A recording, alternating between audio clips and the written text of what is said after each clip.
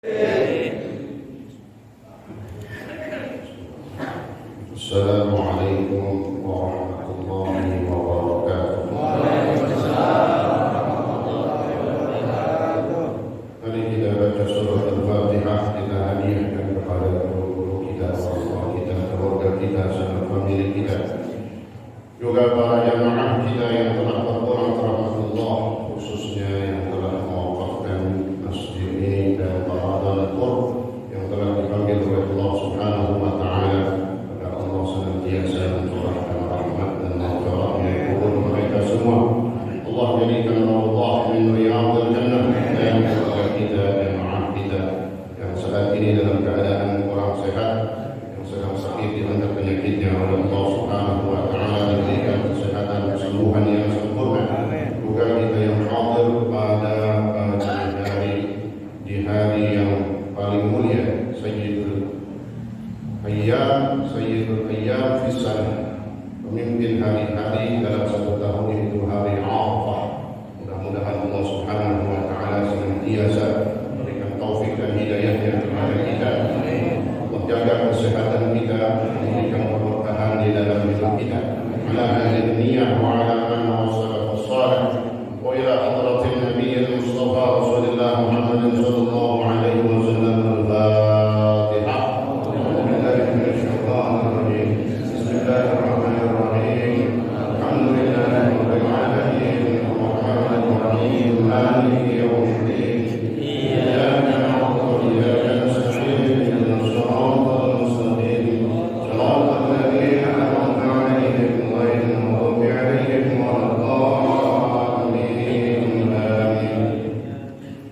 Bismillahirrahmanirrahim. Alhamdulillahirabbil alamin wa bihi nasta'inu ala umuri dunya waddin, wassalatu wassalamu ala asyrafil anbiya wal mursalin sayyidina Muhammadin wa ala alihi wa sahbihi ajma'in. Amma ba'du. Subhanaka la ilma lana illa ma 'allamtana innaka antal alimul hakim. Rabbi shrah li sadri wa yassir li amri wahlul 'uqdatam min lisani yafqahu qawli wa qur rabbi zidni 'ilma. Amin. Yang saya hormati segenap pengurus Masjid Jami' Al-Hikmah, Ustaz Agus dan yang lainnya, juga yang saya hormati para asatidzah, alhamdulillah banyak hadir bersama kita, di antaranya Ustaz Ramadan, Ustaz Zaidi, Ustaz Haji Muhammad Hashim, Ustaz Mursyidin, Ustaz Muhammad Mursyadi, Ustaz Muhammad Ridwan, dan juga banyak dari para asatidzah yang lain. Yang saya hormati juga para orang tua kita, para sesepuh, serta para tokoh masyarakat, di antaranya Bapak Haji Hasim, Bapak Haji Sukarman, Bapak Haji Karman, Bapak Haji Yusuf Asmawi, Bapak Haji Terbaikos, juga Bapak Ustaz Yaakob dari Ciganjur, dan semua orang tua kita, Ustaz Ali yang mohon maaf tidak saya sebutkan namanya satu persatu, sebentar sedikit pun tanpa mengurangi rasa hormat dan mahabbah saya. Juga yang saya hormati para hujjah hadirin, bapak-bapak sekalian, hadirat, ibu-ibu seluruhnya yang insyaallah dimuliakan Allah Subhanahu wa Ta'ala. Alhamdulillah, syukurillah, pada pagi hari di hari Arafah kita telah memulai daripada apa yang diperintahkan oleh Allah Subhanahu wa Ta'ala, dari yang wajib dan disunnahkan oleh Rasulullah sallallahu alaihi wasallam, yaitu kita mulai dengan tadi salat subuh berjamaah. Kemudian kita sudah membuka setelah salat subuh tadi dengan membaca dan memandangkan kalimat takbir. Yang disebut takbir ini dalam istilahnya adalah takbir muqayyad, ya. Jadi mulai subuh tadi dan seterusnya, dari mulai hari ini sudah masuk kita memandangkan kalimat takbir. Takbirnya disebut takbir muqayyad. Arti muqayyad terikat, artinya dia hanya dikumandangkan setelah sholat, baik sholat fardu ataupun sholat sunnah. Entar zuhur kita sholat di masjidnya, musola di masing-masing, selesai sholat langsung baca takbir. Asar kita sholat baca takbir, terus sampai maghrib, ya, pas sudah kita insyaallah berbuka puasa, selesai maghrib kita membaca kalimat takbir. Itu namanya disebutnya takbirnya takbir muqayyad. Muqayyad artinya terikat, diikat dengan habis sholat, artinya hanya habis sholat diperintahkan. Kemudian masuk malam takbiran nanti, kita juga lebih banyak membaca takbirnya. Kenapa dikatakan lebih banyak? Tidak terbatas hanya habis sholat. Maka takbirnya disebut takbir mursal. Apa takbir mursal? Takbir yang dilepas, nggak diikat cuma habis sholat. Dari mulai habis maghrib terus sampai sebelum imam masuk di dalam sholat Idul Adha. Itu disebutnya takbir mursal. Terus takbiran tuh. Jadi bukan habis sholat doang. Di mana takbir mursal? Karena bebas dia dilepas kapan saja, di jalan, di masjid, di musola, di surau, kemudian di pasar-pasar, di tempat-tempat yang mana saja, ya, selain daripada tempat-tempat yang tidak diperkenankan, itu tempat yang menjijikan, itu kita tidak boleh berpikir apalagi bertakbir. Kemudian kita insya Allah akan sholat Idul Adha besok. Setelah selesai sholat Idul Adha, kembali masuk dalam takbir tadi. Takbirnya takbir muqayyad lagi, terikat dia dengan sholat. Karena kita habis sholat Idul Adha, sholat sunnah, bahkan sunnahnya sunnah muakkad. Jadi tetap bikin besok, ya. Pada bikin ya? Insya Allah, bikin insya Allah. Khutbahnya singkat saja. Ya, tetap kita bikin, jangan dihilangkan syariat ini. Tetap kita bikin, tapi kita atur waktunya. Ya, apalagi Idul Adha itu memang sudah diperintahkan di dalam syariat kita. Beda pelaksanaannya dengan Idul Fitri. Kalau Idul Fitri agak takhir belakangan. Kalau Idul Adha lebih awal. Ya. Kenapa? Ada maksudnya kata ulama. Kalau Idul Adha didahulukan sholat Idnya supaya lebih banyak orang memanfaatkan waktu untuk menyembelih hewan kurban. Ya, jadi misalnya kalau sholatnya makanya udah cepatan buru-buru selesai, sudah langsung masuk waktunya untuk kita menyembelih hewan kurban. Nah, insya Allah kalau lihat dari waktunya jam 6:16, ya 6:16 itu udah masuk isyraq. Karena syaratnya sholat Idul Adha atau sholat Id setelah keluarnya matahari naik 1 tombak. Itu yang saya sering sampaikan dalam ukuran waktu isyraq. Ya, naiknya matahari 1 tombak, nah itu masuknya sholat isyraq. Jadi udah masuk kira-kira 6:16 atau 6:17 besok. Ya, jadi itu udah boleh. Kalau habis subuh belum boleh. Ya, ada yang saking ketakutannya Pak. Udah lu bikin juga habis subuh langsung. Nah, apa? Iya. Ada aturan juga. Ini kadang kita ketakutan jadi asal-asalan. Ya, insya Allah semua sesuai dengan syariat. Ya. Hari ini alhamdulillah kita berada di hari Arafah. Besar fadilah orang yang berpuasa di hari Arafah. Ya, yang pertama fadilahnya kata Rasulullah sallallahu alaihi wasallam, "Shaum yaum Arafah yukaffiru as-sanata al-madiyah wal baqiyah." Puasa hari Arafah ini menghapus dosa-dosa kita. Dosa kita setahun yang lalu dan dosa setahun yang akan datang. Mungkin ada dosa kita, ada maksiat kita yang gak bisa terhapus dengan puasa Ramadan.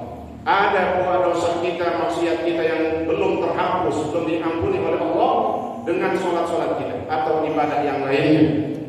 Mungkin dia hanya bisa dihapus dengan puasa Arafah kita. Maka itulah fadilahnya agama atau syariat itu memperbanyak syari'. Syari' siapa? Rasulullah SAW yang membawa syariat. Tujuannya memperbanyak ibadah-ibadah sunnah untuk menghilangkan dosa-dosa kita yang mungkin masih nyelip, yang nggak bisa diampuni dengan ibadah lain.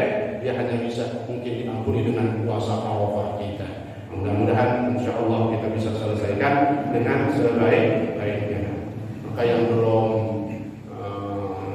niat ini puasa sunnah masih boleh, tapi syaratnya dari subuh tadi itu, dari pas subuh sampai sekarang dia belum minum atau belum kolu merokok dulu, ya, maka boleh, ya, mengalami saat ini niat. Saya niat puasa Arafah sunnah karena Allah, atau saya niat puasa sunnah Arafah lillahi ta'ala. Ini juga pas hari Senin. Oh iya tadi lupa, cuma niat puasa Arafah doang, tambahin sekarang. Niat sekarang, ya. Saya juga niat, saya niat puasa hari ini. Pakai bahasa Indonesia aja kalau nggak bisa bahasa Arab. Saya niat puasa sunnah hari Senin. Saya niat puasa sunnah hari Senin karena Allah. Dapat tuh pahala puasa Arafah, pahala puasa sunnah. Alhamdulillah. Jadi niat masing-masing ya, niat masing-masing ya, niatin pakai bahasa Indonesia tadi contohnya. Lalu apalagi fadilah daripada puasa Arafah? Kalau dari tanggal 1 sampai tanggal 8 kemarin Tarwiyah, itu fadilahnya diantaranya puasa Arafah, shaumu yaumin minha kasiyami sanatin, berpuasa satu harinya seperti berpuasa setahun. Pahalanya puasanya sehari, pahalanya kayak orang puasa setahun. Artinya ditulis pahala, kita dapat pahala sudah berpuasa 360 hari. Kan setahun berarti 360. Tapi puasa Arafah lebih dahsyat lagi. Lihat dalam kitab Turratun Nasihin, di situ disebutkan hadisnya Rasulullah sallallahu alaihi wasallam. Apa kata Nabi? Shaumu yaumi Arafah, puasa hari Arafah. Man shoma yaum Arafah, siapa yang berpuasa hari Arafah, kataballahu lahu siyama sittina sana, maka Allah tulis bagi orang itu pahala seperti orang yang berpuasa selama 60 tahun. Subhanallah, ini anugerah fadilah dari Allah Subhanahu wa taala. Ya, puasa Arafah jadi lebih dahsyat dari puasa sebelumnya. Dia seperti orang yang berpuasa selama 60 tahun. Wa kutiba minal qanitin, dan tulis oleh Allah orang yang bisa puasa Arafah, orang-orang yang benar-benar tunduk dan patuh kepada Allah Subhanahu wa taala. Mungkin karena ada yang puasa ya. Nah, sekarang kalau bisa jangan kagak puasa ya. Disebutnya bahkan kata ulama sunnahnya sunnah muakkadah. Sunnah yang sangat dianjurkan ya, puasa Arafah. Kita belum tahu tahun besok kita dapatin pegangan Arafah. Maka pada hari Arafah ini kita dianjurkan oleh ulama membayangkan, menggambarkan diri kita seperti orang yang sedang wukuf di Arafah. Yatasyabbah biman waqafa bi Arafah, menyerupai diri sama dengan orang yang wukuf di Arafah. Orang yang wukuf di Arafah dapat pahala keutamaan wukuf di tanah yang mulia. Kemudian mereka berdoa, berzikir, membaca Al-Quran terus sampai selesai masa waktunya wukuf. Begitu juga kita, ya, kita menyerupai dengan apa yang pertama kita isi hari ini dengan puasa. Insya Allah puasa kita diterima oleh Allah. Kemudian kita isi dengan apa lagi? Zikir.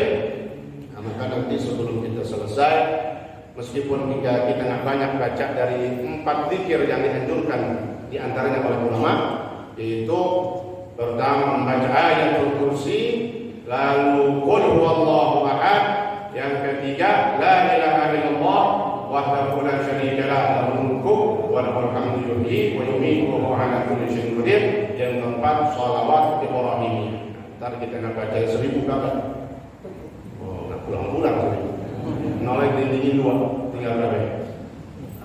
Tinggal 10, nolai dindingin 2. Ntar kita baca terusin di rumahnya masing-masing. Ya, jadi kita ambil barokah ini majelis, ini hari Arafah. Ntar yang 4 tadi kita baca 10 aja.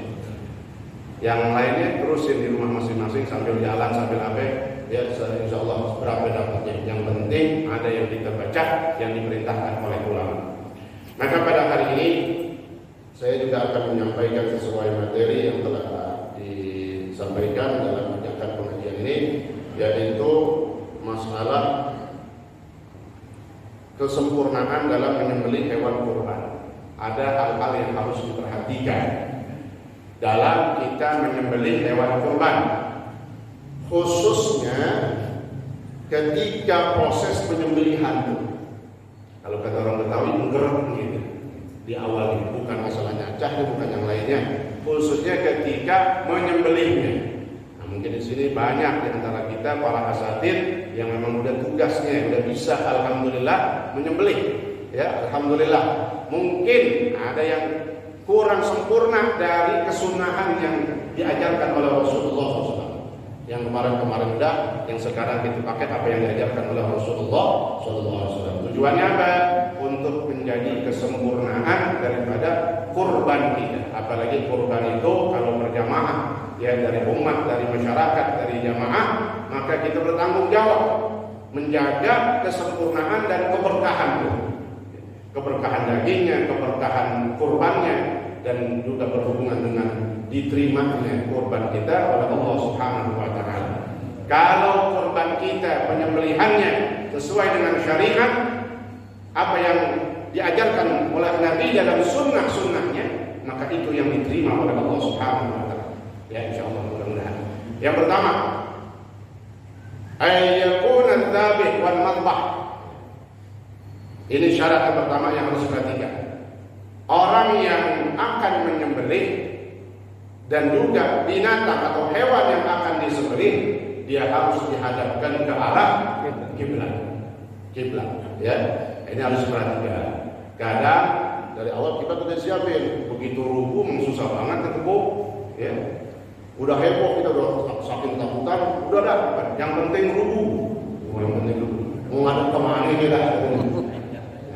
Ya. Ya bisa rubuhin, tinggal digeser pelan-pelan. Geser pelan-pelan. Jadi yang pertama ini kesunahan, menghadap ke kiblat. Ya, kita menghadap ke kiblat, juga binatangnya juga lehernya. Jadi manjang itu miringnya ke arah misalnya sono kiblat, ya saya contoh sono kiblat. Ya, nah, kita yang nyembelih menghadap kiblat. Juga binatangnya dibaringkan, ya mengarah ke kiblat. Yang bagus yang mana? Miringnya itu apakah dari lambung kiri atau lambung kanannya? Sesuai dengan apa yang dilakukan oleh Rasulullah dalam banyak hadisnya disebutkan yang paling afdal bagian lambung kiri yang ada di bumi yang nempel. Jadi kalau sono kiblat, saya bayangkan ini kan ada tiang nih buat ngangkat pala tambah. Palanya di sini. Manjang tuh hati ke sono. Saya contohin di bawah sono, ya. Itu kan jadi lambung kirinya binatang tuh, lambung kiri binatang bukan lambung kiri kita, ya. Lambung kirinya binatang tuh bagian sisi kirinya yang nempel di bumi, bukan rebahan. Berarti kan palanya nggak di sono. Ya. Kan bisa juga ngadep kiblat, tapi palanya sebelah sini, panjang ke sono. Sah juga, kiblat juga, tapi di dalam sunnah, dalam yang afdal ada yang lebih afdal lagi. Jadi kalau bisa, kalau ada siapin sebelah kirinya. Jadi yang penting kalau kita mau motong itu lihat tempatnya, kita kontrol dulu, jangan asal ada. Oh ini posisinya ada. Jadi yang paling bagus itu di sebelah kiri buat alat panjang soal. Itu yang diajarkan oleh Rasulullah SAW. Insyaallah itu bagian gampang kita dalam hati. Ini yang diajarkan oleh Nabi, berkah itu. Kita bilang ini yang diajarkan oleh Rasulullah. Nabi kerja begini saya ikutin. Ya insyaallah. Mudah-mudahan ini menjadi keberkahan dalam kurban kita. Kemudian yang kedua,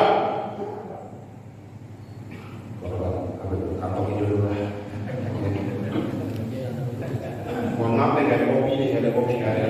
Salam alaika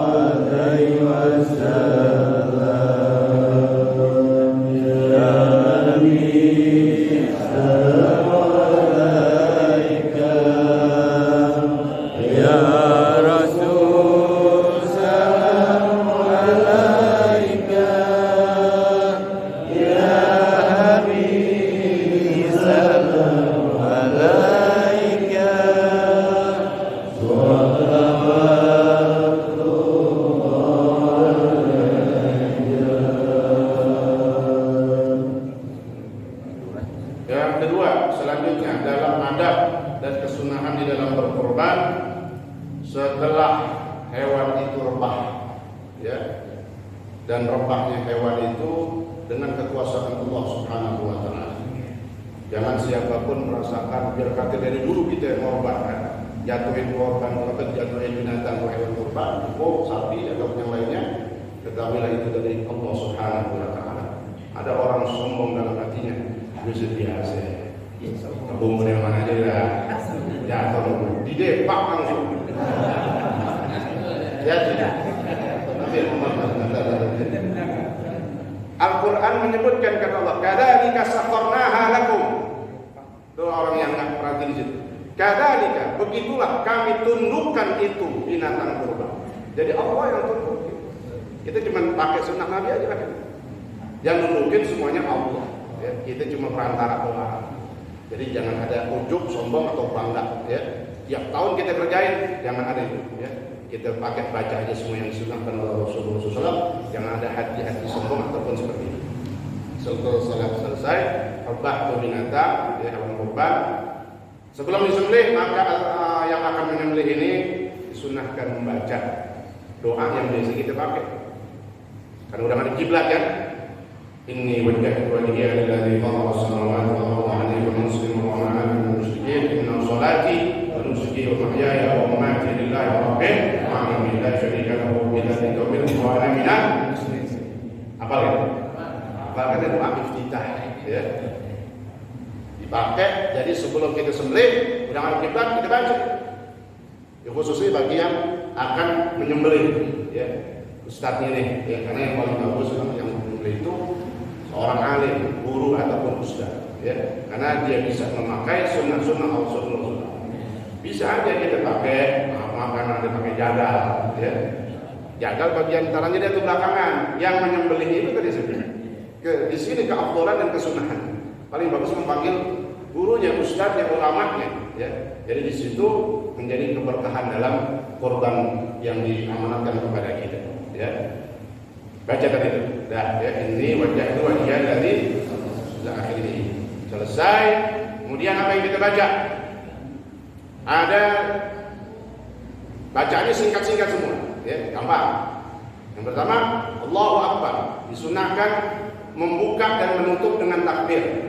Karena ini memang kalimatnya berkali-kali bertakbir. Allahu Akbar sekali aja. Mau 3 kali boleh. Allahu Akbar, Allahu Akbar, Allahu Akbar, atau minimal sekali. Kemudian Bismillahirrahmanirrahim. Kemudian apa lagi? Bersolawat. Jadi dibuka dengan takbir Allahu Akbar, Bismillahirrahmanirrahim. Allahumma shalli ala sayyidina Muhammad wa ala ali sayyidina Muhammad. Atau Allahumma shalli ala sayyidina Muhammad. Paling dikit gitu.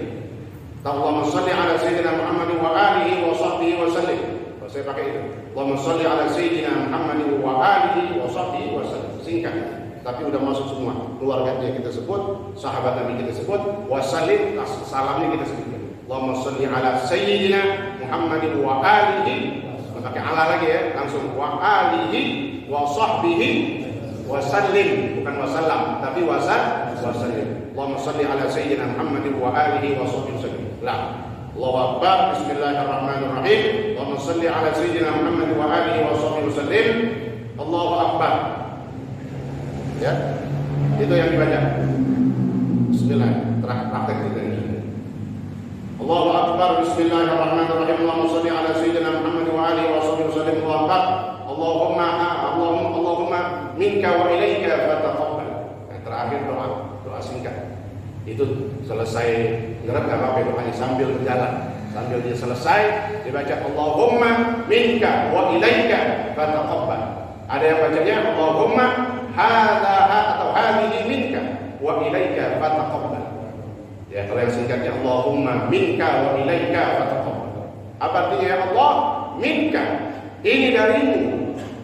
Kurban ini rezeki darimu ya Allah. Wa ilaika, dan kami serahkan kepadamu ya Allah. Fataqabbal, itu doa untuk supaya dikabul, diterima. Fataqabbal, maka terima ya Allah.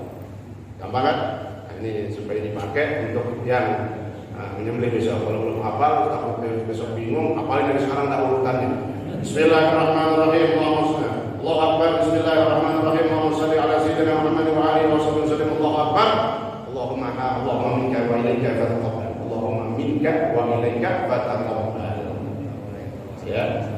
Kemudian selanjutnya dari rekam masing-masing, ingetin sendiri dalam proses penyembelihan. Banyak kita saksikan kadang orang menyembelih. Ini pelaksanaannya. Ya. Ada cara megang golok dua, tergantung dia mau tarik dari bawah atau dari atas. Ada yang bisa dari atas maka megang ini. Kalau begini nggak bisa. Dari atas sudah. Ini kan udah leher, ya. Ada yang dari atas begini. Ya. Ada dua saluran, bukan urat, saluran yang harus diputuskan, wajib hukumnya. Urat nanti ngikut tuh, dua urat itu ngikut sunnahnya, afdolnya, sempurnanya. Saluran al-hulqum wal marid, saluran pernapasan dan saluran makanan. Dia ada leher gini kayak gitu kan, leher yang sama nih. Di sini. Ini saluran napas, di sini saluran makanan. Uratnya di tengah dua. Jadi makanya ketika menyembelih, kalau yang potong atas, nariknya dari atas, mulai dari atas, itu urat yang di atas itu, ya. Salah satu dari saluran tadi, ya, pernapasan atau makanan. Harus langsung kenain, jangan pakai lama-lama. Sebab apa kata Nabi? Fa idza dzabhtum fa ahsinul dzibhah. Kalau kalian menyembelih, maka baguskanlah cara menyembelih kalian. Menyembelih yang bagus yang bagaimana? Yang benar-benar itu semua salurannya sudah terputus dan yang lebih cepat.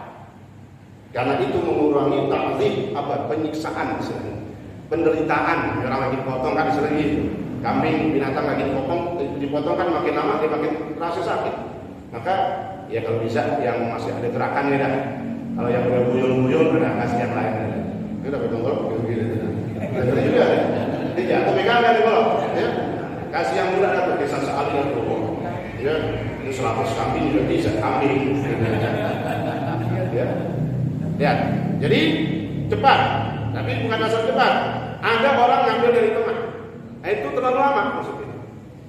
Meskipun ntar dibabat juga itu semuanya, tapi cepat kita memutuskan dua saluran. Nah, kalau saya biasanya dari bawahin nanti. Jangan gitu. Di bawah kan ada urat paling bawah, kan tadi saya bilang sebelah sini benar-benar sini kan. Nah, ketika direbahin, tekan. Makanya harus disiapin juga goloknya harus jangan sembarangan. Nggak boleh. Gue sini 17 tahun nggak pakai di asal. Nah, itu sombong tuh. Ngomong begitu kumpul besok. Ya kan lagi musim ya. Kadang di YouTube ya 17 tahun. Iya, percaya ya, tapi besok itu menyembelih bukan main-main ya. Kalau Allah kasih tumpul gimana? Mahal diketawain ya kan? Nah, maka tadi saya bilang buang kesombongan itu di tiap tahun kita motong. Rendahkan hati kita serahkan semuanya kepada Allah Subhanahu wa taala. Dari bawah tuh, tarik semua tuh ke atas. Jadi begitu tarik dari bawah, saluran bawah kena, tarik langsung ke atas. Yang atas kena juga. Kalau mau sekali nggak apa-apa, tapi bagusnya untuk menghilangkan was-was ya 3 kali. Tapi cepat gerakannya, bukan lama.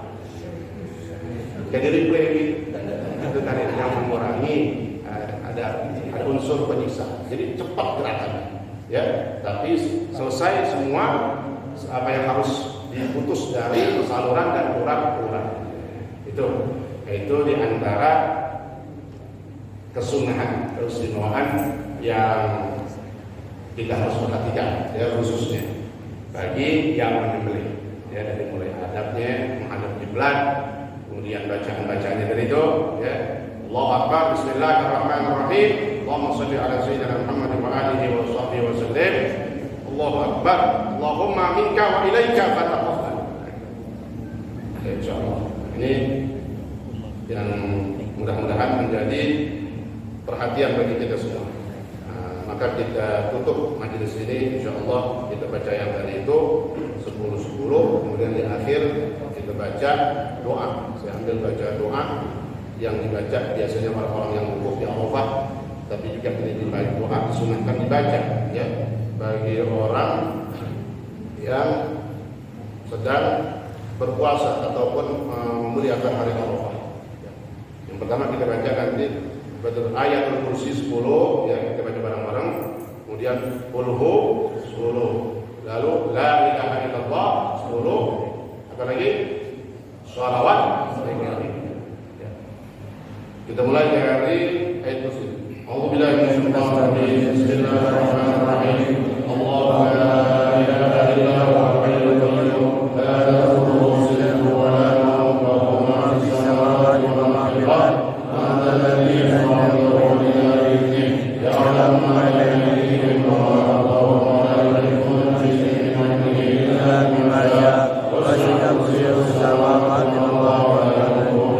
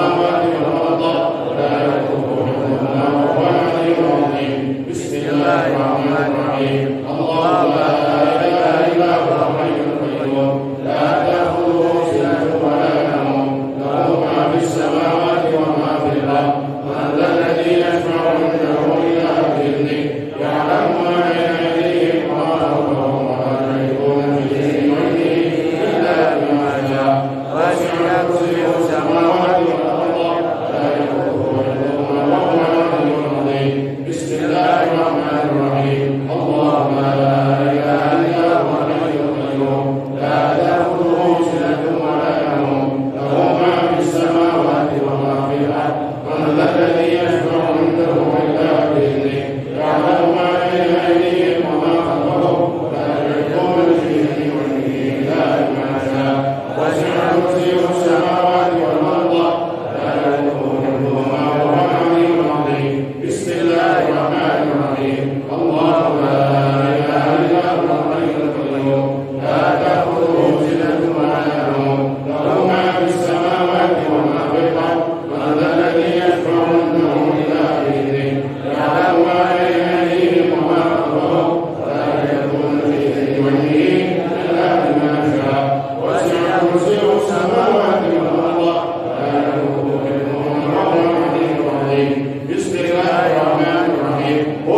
الله أحد الله الصمد لم يلد ولم يولد ولم يكن له كفوا أحد بسم الله الرحمن الرحيم قل هو الله أحد الله الصمد لم يلد ولم يولد ولم يكن له كفوا أحد بسم الله الرحمن الرحيم قل هو الله أحد الله الصمد لم يلد ولم يولد ولم يكن له كفوا أحد بسم الله الرحمن الرحيم قل هو الله أحد الله الصمد لم يلد ولم يولد ولم يكن له كفوا أحد بسم الله الرحمن الرحيم قل هو الله أحد الله الصمد لم يلد ولم يولد ولم يكن له كفوا أحد بسم الله الرحمن الرحيم قل هو الله أحد الله الصمد لم يلد ولم يولد ولم يكن له كفوا أحد بسم الله الرحمن الرحيم قل هو الله أحد الله الصمد لم يلد ولم يولد ولم يكن له كفوا أحد بسم الله الرحمن الرحيم قل هو الله أحد الله الصمد لم يلد ولم يولد ولم يكن له كفوا أحد بسم الله الرحمن الرحيم قل هو الله أحد الله الصمد لم يلد ولم